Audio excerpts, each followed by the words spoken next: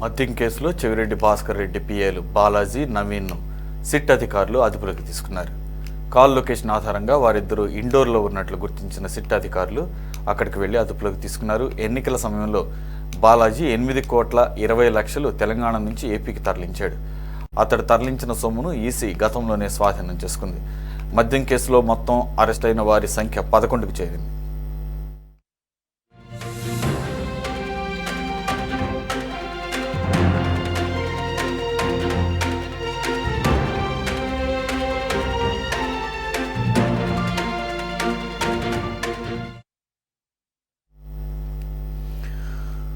పూర్తి వివరాలు మా కరెస్పాండెంట్ రామకృష్ణ అందిస్తారు. రామకృష్ణ, మొత్తానికి చెవిరెడ్డి భాస్కర్ రెడ్డి పిఏలని చెప్పబడుతున్నటువంటి ఎవరైతే బాలాజీ అలాగే నవీన్, వీళ్ళిద్దరికి సంబంధించిన కొంత డబ్బు తరలింపుకి సంబంధించిన విషయంలో గతంలోని ఈసీ ఆ డబ్బుని అదుపులో అప్పట్లోనే హ్యాండ్ ఓవర్ చేసుకున్నట్లుగా అర్థమవుతుంది. ఇప్పుడు ఈసీకి సంబంధించి ఇప్పుడు లిక్కర్ కుంభకోణానికి ఈ రకంగా ఎలక్షన్స్ టైంలో ఈ లిక్కర్ కుంభకోణం ద్వారా సంపాదించినటువంటి అక్రమ సొమ్మును ఎన్నికలకు వాడారు లేకపోతే ఓటర్లకు పంచారు అనే దానికి ఇక్కడ లింక్ చేసే అవకాశం ఎంతవరకు ఉంది ఈసీ ద్వారా?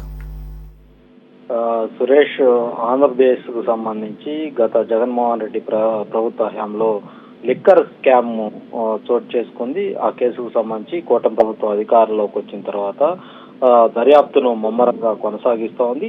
ప్రధానంగా ఈ లిక్కర్ స్కామ్ కొన్నటువంటి లింకుల మీద సిట్ అధికారులు ఫోకస్ పెట్టారు. అనుమానితులందరి మీద కూడా ప్రత్యేకమైనటువంటి దృష్టి సారించి కేసు దర్యాప్తు కొనసాగిస్తా ఉన్నారు. ఎవరి మీదైనా అనుమానం వస్తే చాలు వాళ్ళ మీద ఫోకస్ చేయటం, ఈ కేసుకు, ఈ మద్యం కేసుకి వాళ్ళకున్నటువంటి సంబంధాలు ఏంటో తేల్చే పనిలో సిట్ అధికారులు నిమగ్నమయ్యారు. ఇప్పటికే మనం చూసుకున్నట్లయితే మాజీ ఎమ్మెల్యేగా ఉన్నటువంటి చెవిరెడ్డి భాస్కర్ రెడ్డిని 17వ తారీఖున ఈ నెల 17న అరెస్ట్ కూడా చేయటం జరిగింది.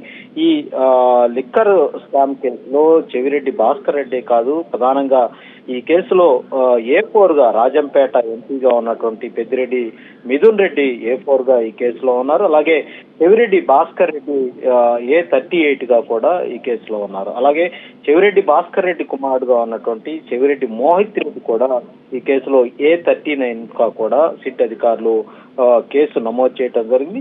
చెవిరెడ్డి భాస్కర్ రెడ్డి అరెస్టు నేపథ్యంలో సిట్ అధికారులు మరింత దూకుడు పెంచారని చెప్పాలి.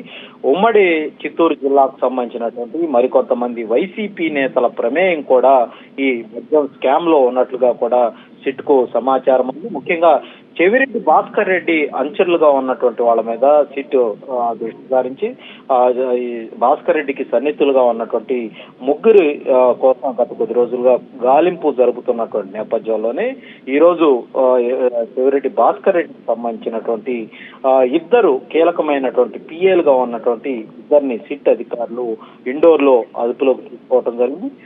గత ఎన్నికల సమయంలో తెలంగాణ నుంచి ఆంధ్రప్రదేశ్ సరిహద్దులకు దాదాపుగా 8,20,00,000 రూపాయల సొమ్ముతోటి పిఏగా ఉన్నటువంటి బాలాజీ తీసుకున్నటువంటి సమయంలో అక్కడ ఈ సొమ్మును ఎన్నికల సంఘం స్వాధీనం చేసుకోవటం అప్పట్లోనే పెద్ద కలకలం రేపింది. అయితే ఈ మద్యం కుంభకోణం కేసు దర్యాప్తు చేస్తున్నటువంటి క్రమంలో ఈ డబ్బుల వ్యవహారం అనేది ఒక్కసారిగా బయటకు వచ్చింది. ఆ రోజు పట్టుబడినటువంటి మొత్తం కూడా ఈ మద్యం స్కామ్ లో దోచుకున్నటువంటి డబ్బులనే అభిప్రాయానికి సిట్ బృందం వచ్చింది. దీంతో అసలు పూర్తి స్థాయి అంశాలను బయటికి వెలుగులోకి తీసే ప్రయత్నంలో భాగంగా గత కొద్ది రోజులుగా ఈ చెవిరెడ్డి భాస్కర్ రెడ్డికి సంబంధించినటువంటి పిఏలుగా ఉన్నటువంటి బాలాజీ, నవీన్ వీళ్ళిద్దరి కోసం సిట్ బృందం దర్యాప్తు ప్రారంభించారు. వీళ్ళని అదుపులోకి తీసుకోవాలన్నటువంటి ప్రయత్నాల్లో ఉండగా వాళ్ళిద్దరు కూడా ఇండోర్ లో ఉన్నట్లు పోలీసులు గుర్తించారు. వాళ్ళ యొక్క ఫోన్ కాల్ లొకేషన్ ఆధారంగా వాళ్ళు ఇండోర్ లో ఉంటూ ఆంధ్రప్రదేశ్ లోని కొంతమంది వైసీపీ నేతలకు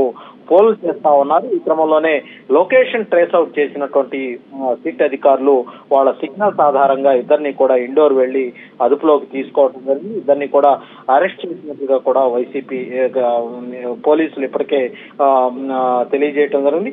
అయితే ప్రధానంగా ఈ ఇద్దరికి సంబంధించి కూడా తిరుపతి రూరల్ మండల పరిధిలో ఉన్నటువంటి తిరుమల నగర్ లో ఈ బాలాజీ ఉంటారు. ఆయన ఒక అవుట్ సోర్సింగ్ ఎంప్లాయీగా గతంలో పనిచేసేవాడు. చెవిరెడ్డి భాస్కర్ రెడ్డికి సంబంధించినటువంటి ఆర్థిక వ్యవహారాల్లో కీలకమైనటువంటి వ్యక్తిగా ఈ బాలాజీ వ్యవహరించేవాడిని మనకు సమాచారం అవుతుంది. అలాగే తిరుపతి మండలం పుదిపట్ల చెందినటువంటి ఈ నవీన్ అనే అతను చెవిరెడ్డికి ఒక ప్రైవేట్ పిఏగా వ్యవహరిస్తూ వస్తున్నాడు. చెవిరెడ్డికి ఆయనకు కావాల్సినటువంటి సమయానికి మెడిసిన్స్ కావచ్చు, భోజనం కావచ్చు, ఇట్లాంటి వ్యక్తిగతమైనటువంటి అవసరాలు తీర్చడంలో ఈ నవీన్ చాలా యాక్టివ్ గా పనిచేశాడు. ఇక మూడో వ్యక్తి హరీష్, అతను చెవిరెడ్డి భాస్కర్ రెడ్డికి చాలా పర్సనల్ డ్రైవర్ గా వ్యవహరిస్తూ ఉంటాడు. ఇతని కోసం కూడా పోలీసులు ప్రస్తుతం అయితే అతని ఆచూకీ కోసం కూడా దర్యాప్తు కొనసాగిస్తా ఉన్నారు.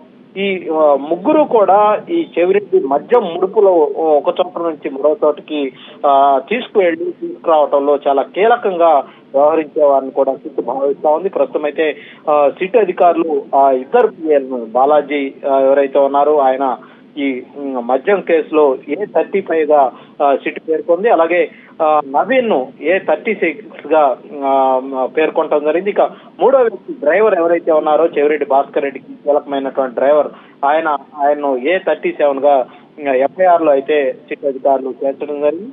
ప్రస్తుతం ఈ ఇద్దరిని కూడా బాలాజీ, నవీన్ ఇద్దరు కూడా భాస్కర్ రెడ్డికి పేర్లు వీళ్ళను అదుపులోకి తీసుకొని పోలీసులు అయితే ఆంధ్రప్రదేశ్ కు తరలించే ప్రయత్నం అయితే చేస్తున్నట్టు తెలుస్తుంది. వీళ్ళ నుంచి కొంత సమాచారం రాబడితే కానీ అసలు ఈ మద్యం కేసు వ్యవహారంలో ఏం జరిగింది అనేది బయటికి వెల్లడే అవకాశం అయితే కనిపిస్తా ఉంది.